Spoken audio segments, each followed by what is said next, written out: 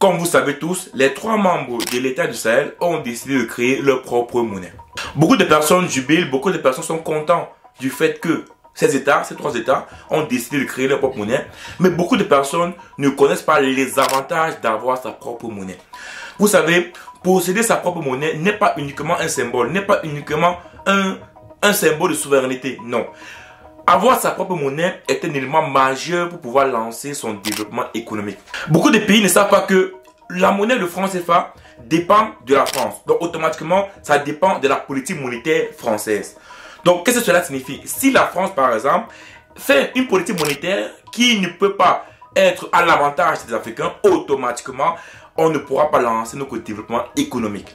Donc dans cette vidéo, je vais t'expliquer un peu quels sont les avantages d'avoir sa propre monnaie, mais également les inconvénients. En fait, je vais t'expliquer en même temps les avantages, en même temps les inconvénients, pour que tu puisses comprendre pourquoi il est important, il est crucial qu'on puisse avoir notre propre monnaie. Et pourquoi également certains présidents africains décident de rester dans le franc CFA parce que, pour se dire vrai, ça les arrange. Oui, ça les arrange. Oui, parce que le franc CFA a également des avantages qui arrangent les présidents en exercice actuellement, mais ces avantages-là ne peuvent pas permettre le développement économique de nos pays. On en parle juste après le générique.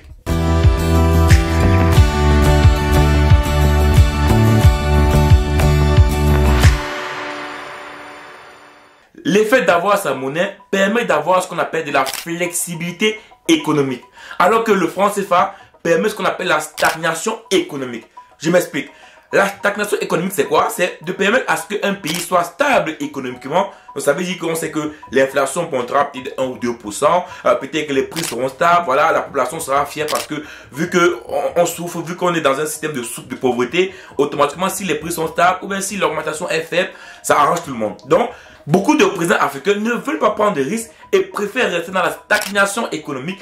Mais la stagnation économique ne peut pas permettre de développer un pays. Alors que la flexibilité économique permet, comme son nom le dit, la flexibilité permet à un pays de pouvoir s'adapter économiquement à son pays. Par exemple, il peut prendre des politiques économiques qui sont adaptées à son pays. Par exemple, ça peut arriver que sur la politique économique, on exporte moins, on importe moins, peut-être qu'on produit moins. Donc, on peut adapter, on peut jouer sur la monnaie pour pouvoir adapter l'économie pour qu'on puisse se développer. Et dans cette adaptation-là, ça permet de pouvoir même changer les taux d'échange. Ou ça permet par exemple de pouvoir dévaluer ou de rehausser la monnaie. Toujours pour attirer davantage ou même refouler les investisseurs. Dans tous les cas, la flexibilité économique permet au pays de pouvoir jouer et de s'adapter aux conditions économiques ou bien à la conjoncture économique. Également, il y a ce qu'on appelle le contrôle monétaire. Oui. L'avantage d'avoir sa propre monnaie permet effectivement de pouvoir avoir une bonne gestion de sa politique monétaire. Donc, par exemple, les États qui utilisent le franc CFA ne peuvent pas facilement adapter la masse monétaire en circulation ou même tout simplement jouer sur les taux d'intérêt pour pouvoir réguler l'offre et la demande sur le marché. On vous dira que non, que les banques centrales en Afrique centrale et même de l'Ouest ont cette possibilité de pouvoir jouer sur la masse monétaire, mais également sur les taux d'intérêt. Mais je peux vous assurer que c'est faux, parce que la Banque de France ou bien le Trésor français joue un rôle important nécessaire sur les masses monétaires en circulation dans nos pays. Si le franc CFA dépend du Trésor français, c'est une coopération, et dans une coopération, ça veut dire que l'autre a également son mot à dire. Donc, qu'on ne vous fasse pas croire que les banques centrales en Afrique qui gèrent le franc CFA, gèrent les masses monétaires ou bien gèrent les taux d'intérêt comme ils veulent. C'est pas vrai. Quel est l'impact quand une banque centrale ne peut pas gérer son taux d'intérêt? Cela signifie qu'elle ne peut pas maîtriser l'inflation. Mais oui, c'est pour cela que les États-Unis sont les champions à l'intérieur, puisque les États-Unis, c'est le seul pays qui est capable d'hériter l'inflation de chez eux. Il amène ça partout. En fait, les Américains sont capables de créer de l'inflation ailleurs, grâce à leur dollar, bien sûr. Donc, c'est-à-dire que les Américains peuvent créer de l'inflation ailleurs grâce à leur dollar. Il n'y a que eux qui peuvent faire ça. Un pays qui crée l'inflation dans d'autres pays. Et c'est pareil en Afrique. Le franc CFA est une monnaie qu'on ne peut pas gérer le taux d'intérêt comme on veut, donc automatiquement. Donc, on ne peut pas maîtriser l'inflation dans les pays qui utilisent le franc CFA. Qu'on ne vous trompe pas. C'est pour cela qu'ils utilisent la stagnation économique, la stagnation du prix, parce que ça les arrange. Pourquoi? Parce que ça permet à ce que même si les prix augmentent, ça augmente un peu. Au cas où ça va trop augmenter, on subventionne. Pour faire l'effort que ça n'augmente pas trop, ça arrange la population et ça arrange le gouvernement et il reste au pouvoir. Une économie doit avoir des taux d'échange. Mais comme on est dans une politique monétaire en Afrique où je ne sais pas si c'est la peur ou bien on se dit que non, si on a une monnaie flexible, on ne pourra pas gérer. Pourtant, on est une communauté économique quand même dans l'Afrique centrale. On a 6 pays dans l'Afrique centrale, ce qui n'est pas négligeable. Si on prend également l'Afrique de l'Ouest, on a combien de pays? Si tous ces pays se mettent ensemble, combien de pays? On peut bien réfléchir à une politique monétaire qui permet de pouvoir non seulement jouer sur la monnaie, mais également qui arrange le marché entre ces pays-là. Bien sûr, il faut les infrastructures, tout ce qui va avec, mais on pourra effectivement financer ces infrastructures-là qui permettront effectivement d'avoir un marché dans la sous-région, donc entre l'Afrique de l'Ouest et l'Afrique centrale. Pour ne pas être trop technique, parce que dans cette vidéo, je ne vais pas être trop technique, je peux également vous parler de la politique de change. Et vous savez que la politique de change, c'est l'un des éléments du franc CFA. Nos présidents africains ont préféré une politique qui est de change qui est fixe. C'est-à-dire qu'on sait que 1 euro est égal à 657,957 francs CFA.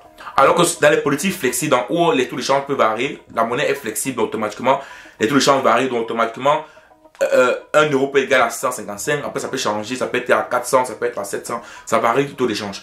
Mais lorsqu'un pays peut gérer sa politique d'échange, ça veut dire qu'il est capable d'influencer le taux d'échange. Ça veut dire que par exemple, le taux d'échange par exemple peut s'influencer par exemple sur un marché, entre l'offre et la demande, entre l'importation et l'exportation. Il y a des politiques pour pouvoir influencer le taux d'échange. Bien que j'ai toujours dit aux gens que entre l'euro et le franc CFA, c'est vrai qu'il n'y a pas de taux d'échange, c'est fixe, mais après, si tu veux acheter de l'euro, même si tu veux acheter du franc CFA, tu vas payer une quote-part. Cette quote-part que tu payes, c'est un peu comme si tu payais, c'est comme une partie du taux d'échange. Quand tu pars changer l'euro, c'est pas comme si tu avais 655,957, non. Quand une personne part acheter l'euro, généralement, même au Cameroun, ou même en Afrique centrale, quand tu veux les euros, on te vend un peu plus cher. Et quand tu as les zéros, tu achètes aussi au franc CFA un peu plus cher. Donc tu gagnes en fait au fait que quand tu as 1 euro, tu peux vendre 1 euro à 680 par exemple. Mais lorsque tu as les francs CFA et que tu veux les euros, on te vend peut-être 1 euro à 700 francs. Et eux, ils gagnent par exemple la différence entre les 700 francs et les 685. Donc pour vous dire clairement ici, il y a un taux d'échange qui existe. Donc, même si ce n'est pas réel, même si on dit que c'est fixe, il y a quand même une part que tu payes lorsque tu veux les euros, mais lorsque tu veux les francs CFA. Maintenant, l'effet de pouvoir avoir sa monnaie permet effectivement de pouvoir jouer sur cette politique d'échange là. Ça veut dire que l'effet d'avoir sa monnaie permet à ce qu'on puisse jouer une politique d'échange. Donc, on peut adapter nos côtés d'échange. Par exemple, un cas simple. Nous, chez Camerounais, on veut attirer des investisseurs au Cameroun. Pour qu'ils viennent davantage, ça veut dire quoi? Ça veut dire qu'il faut que, quand ils viennent pour investir au Cameroun, si je vous dis que pour 1 euro que vous avez avant, si vous venez au Cameroun, ça va vous donner 655. Maintenant, pour 1 euro que vous avez avant, si vous venez au Cameroun, vous aurez 700. Ça veut dire que pour cette personne, il suppose que ce 1 euro ne lui coûte plus 655 francs, mais ça lui coûte 700 francs CFA. Donc, ça veut dire que ça lui coûte beaucoup plus d'argent. Donc, ça peut davantage l'attirer pour investir chez nous. Donc, gérer son taux d'échange permet également de pouvoir faire des politiques d'échange qui permettent d'attirer des investisseurs à l'intérieur de son pays. Et je vous assure que cette politique fixe qu'on a avec le franc CFA, ça ne nous arrange pas.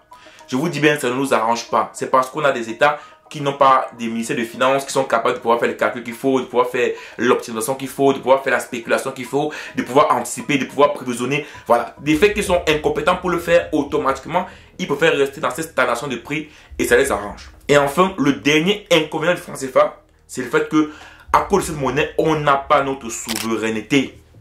La monnaie est d'abord un instrument de souveraineté. C'est comme l'hymne national d'un pays, c'est comme le drapeau d'un pays. La monnaie, c'est pareil. C'est un élément de souveraineté. Ce n'est pas différent du drapeau. Ce n'est pas différent de l'hymne national. Non. Ce n'est pas différent même du territoire. La monnaie, c'est ça d'abord. Quand vous dépendez de quelqu'un d'autre, ça veut dire que vous n'êtes pas souverain. Ça veut dire que les Africains sont encore colonisés. En tout cas, les Africains qui utilisent le franc CFA sont encore des colons. En fait, c'est clair, c'est simple. Faut pas qu'on discute à longueur de journée. Les Africains qui ont encore le franc CFA sont des colonisés. Parce que la monnaie, c'est d'abord un instrument de souveraineté. Se mettre dans un bloc, si on mettait un bloc en Afrique, par exemple, où on faisait notre monnaie ensemble, là, on peut dire que là, les Africains ont décidé de s'unir pour faire une monnaie, pour pouvoir partager le marché, pour pouvoir échanger de manière économique, pour pouvoir évoluer également, pour pouvoir émanciper ensemble. Là, c'est totalement différent. Parce que les fois, ils se mettent ensemble pour créer une monnaie en Afrique, un bloc pour une monnaie permet de pouvoir être plus fort. C'est comme l'Union européenne. Pour contrer les États-Unis, pour contrer la Chine, il fallait créer une Union européenne ou bien un marché européen. C'est pareil. Donc, il faut créer un marché où on a une monnaie qui est gérée par des pays africains, vraiment des pays africains où il permet de pouvoir gérer les propres politiques monétaires pour davantage attirer non seulement les investisseurs étrangers, mais également pour pouvoir accroître le marché sous-régional. Parce que c'est lorsque on aura un vrai marché sous-régional que je vous assure que l'Afrique pourra enfin se développer. C'est-à-dire quoi? Si par exemple le Cameroun ou en Côte d'Ivoire tu as besoin de tel appareil ou tu as besoin de tel peut-être sémence, tu vas le chercher au Sénégal. Les Sénégalais, s'ils ont besoin de tel truc, ils partent le chercher au Cameroun. Les Camerounais, s'ils ont besoin de tel truc, ils partent le chercher en Guinée. Voilà. Si ce marché coexiste comme ça et que quand j'ai besoin d'une chose, je ne parle pas loin en Chine ou bien loin en Russie ou loin aux États-Unis ou loin en France. Si on réussit à faire ça en Afrique, je peux vous assurer que le développement économique va rapidement arriver. Ciao.